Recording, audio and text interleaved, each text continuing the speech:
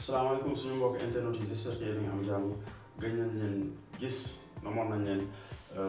mais lépp taw feex rek xam nga nekkoon ci yitte yi xam nga ak xat-xatu jamono mais ñu ngi leen di jaajëfal tey dañu ñëw présenter leen benn appareil bu ñuy wax variateur. Donc variateur yéen ñëpp xam ngeen ko ñu en tout cas li ëpp si yéen xam ngeen variateur xam ngeen njëriñam donc kii di variateur si kàllaama wolof xam nga ne moom mooy loo xamante ne day soppeeku ah day soppi quoi maanaam di soppi melo waaw comme si li ma ko mën a interpréter ci kàllaama. appareil bi interrupteur bi nga xamante ne moom la ñu tuddee variateur en fait dafa rare quoi rare na bëriwul ci ni ñu koy jëfandikoo par rapport ak tey bu ñu xoolee ay fukki at ci ginnaaw parce que ay fukki at ci ginnaaw amoon na ampoule yi nga xamante ne dafa bëri woon fii ci dëkk bi ñu ko doon utiliser ñu ko doon jëfandikoo lu bëri muy ampoule incandescence. Donc ampoule incandescence boobu moom mooy daal safaanu ampoule économique xam nga boo xoolee Sénégal kër yu bëri boo fa duggee ampoule économique nga fay fekk donc wuute nag ampoule incandescence parce que ampoule incandescence moom mooy ampoule yi nga xamante ne day tàng xam ngeen li may wax day tàng donc variateur dafa am variateur yoo xamante ne c'est spécialisé ci ampoule yooyu noonu ampoule incandescence parce que ampoule yooyu noonu yi tàng yi nga xamante ne day am couleur bu la laa koy wax sax bu kii bon du ma ne rouge du ma ne xonk mais dafa jaune waaw donc léegi ampoule incandescence yooyu noonu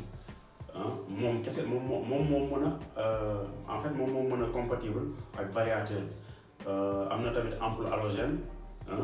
boobu tamit mën na kii quoi mën na ànd ak variateur bi mais à part ça ampoule économique yi en tout cas nekkul variateur bi ma leen di présenter mooy dem ak ampoule économique donc variateur ñun bu ñu leen di présenter mooy dem ci ampoule incandescence te ampoule yooyu ba léegi gars yi ñu koy jëfandikoo ci kër yi mais damay armé sama disjoncteur tak armé sama modulaire 4 ampères modulaire bi 4 ampères du 10 ampères 4 ampères donc ma armé ko donc les sama variateur yi nii sama poussoir variateur ma taal gis nga déjà tàkk na bu ma defee nii fay naa ko taal naa ko gis nga day am temps bu ndaw pour mu ñëw léegi ma yokk gis nga yokk naa yokk gis nga ba fu mu yem léegi ma wàññi ma tourné sama variateur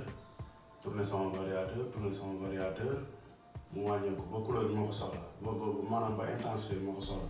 donc léegi mën naa fay ma bës poussoir tak mu fay bu ma ko bëggee taalaat tak xaatu mu taax gis nga après soit ma leeral wala ma wàññi donc variateur la moom mooy dem ak ampoule incandescence parce que ampoule incandescence gis nga même sax prononcé ko dafa compliqué ampoule incandescence yi yii nii en fait yii mooy ampoule yi di tàng donc variateur bi day compatible ak ampoule yi di tàng maanaam ampoule halogène wala ampoule incandescence donc bokkul ak ampoule économique encore une fois. donc dañuy ñëw ci câblage bi donc boo xoolee 4 ampères bii nii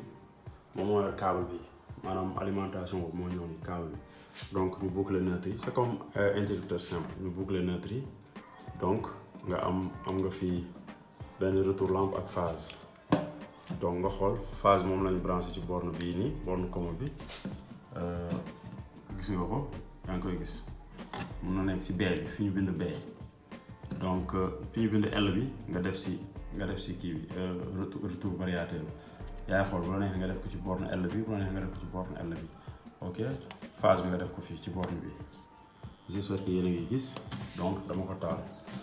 léegi su ma bësee nii bii moo koy taal takk nga gis taax na léegi nga xool léegi damay wàññi gis nga wàññi naa parce que boo tourné fii day wàññeeku gis nga ma yokkaat gis nga yokk naa nooy gën a tourné muy gën a yokk ba fu mu yem ba intensité bi fu mu yem donc ma wàññi maa ngi wàññi su ma fayee takk fay na su ma bësaatee takk tàkk na léegi ma yokk gis nga ma wàññi ba fu mu sës gis nga ma yokk ok li mooy variateur donc comme ngeen xamee ko noonu